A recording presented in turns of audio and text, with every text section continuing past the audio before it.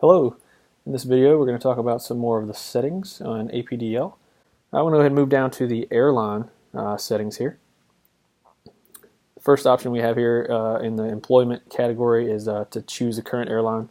Since this is the first open of this particular app, I'm just going to pick one here. Let's go with Airborne Express. I'm going to say set as current employer, or if I want to build a history for purposes of the resume function, I can add as a previous employer.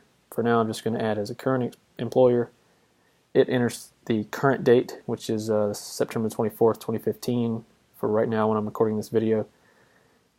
I can change that date, and I can change the end date, or if I'm presently employed. I can choose my domicile. I'm just going to leave that at Chicago for now, and use domicile as theater. That's one of our options pertaining to FAR 117. Then I have this employment history line here. I can use that for viewing my history, the resume function I was talking about earlier, and I can add, using the plus button here at the top right, more history in there. For now, we're just going to continue on through the other airline options here. Base pay rate and per diem, whatever your pay rate is, and your per diem rate, that's pretty self-explanatory. Go in there and edit these values as necessary. Rigs and minimum guarantee. Whatever your minimum guarantee is for the month, you can enter that in here. We just default that to 75. It seems to be a pretty common value amongst at least a good handful of airlines. Next, after guarantee, we have duty rigs and trip rigs. Of course, if your airline uses those, you could enable those and configure them as necessary. I'm going to say in this case, a duty rig is currently disabled. I can enable it with this switch here to the right. Then it becomes enabled. It's not grayed out anymore. I can adjust it.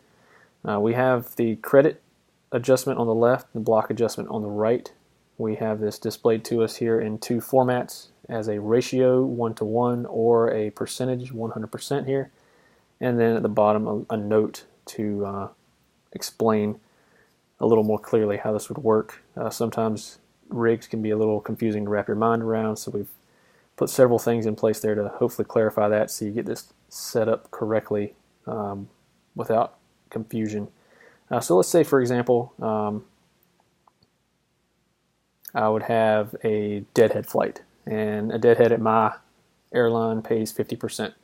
So in this case, I would go in and I would change the block to a 2, and the credit will stay at 1. So a deadhead in my case pays 1:2 ratio, or 50%, and then down here we have the note, a duty period of 10 hours with credit minimum of 5 hours.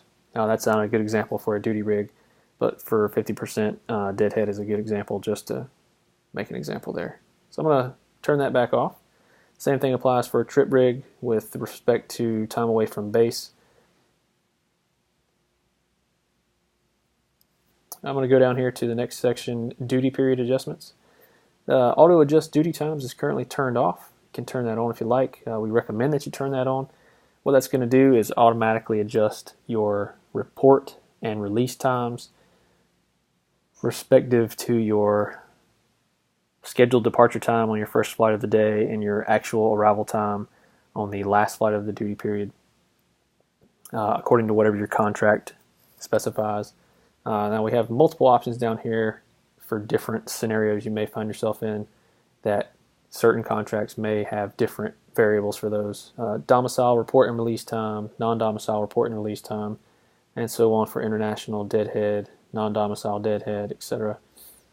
In this case, just to go through a few, the domicile report time, what this is saying is whatever my first actual scheduled departure time is planned to be on the first day of my trip, or in any subsequent day of the trip, if I'm reporting in domicile. Whenever I enter that, APDL is going to take that time and go backwards 60 minutes and make that the report time. That's my duty on time for purposes of FAR 117, time away from base, things like that. Same thing for the release time, since this is based on your actual release time. When you land on your last flight for the duty period, whatever your block-in time is for that last leg, we're going to add 15 minutes to that, and that would be your release time. So in my airline, we use 45 minutes and 15 minutes. So in this case, I would change that to 45, and that would be correct for my airline. Same thing for non-domicile. I don't currently fly international, so that doesn't affect me. For the international portion to take effect, you would be reporting to a international airport or being released at an international airport. Same thing for the deadheads here. Down here for ground time, we have a minimum turn time that's defaulted to 25 minutes. What this is used for is our projected mode, which is discussed in a different video. But basically our projected mode, if we have a delay throughout the day for maintenance, weather, whatever, and it starts to cut into the time in between our flights for the subsequent flights of the day, we can tell APDL that the minimum realistic turn time for the type of aircraft that you fly and the type of airports that you operate out of, what's the realistic minimum turn time that we can get the airplane turned around and leave again. We'll cover the rest of these settings in another video. Thanks for watching.